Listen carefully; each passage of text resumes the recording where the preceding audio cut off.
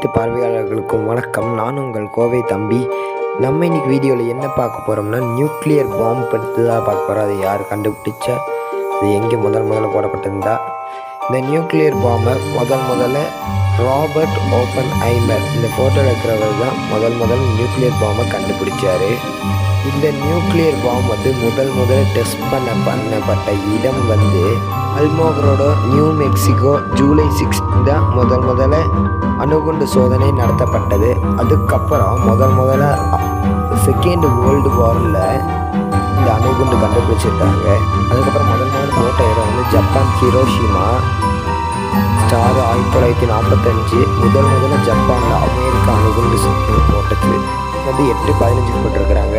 அது அணுகுண்டு போட்ட உடனே 70,000 மக்கள் இறந்திருக்கிறாங்க. இது போன்ற மேலும் பதிவுகளை தெரிந்து கொள்ள சப்ஸ்கிரைப் பண்ணுங்கள். நன்றி, வணக்கம்.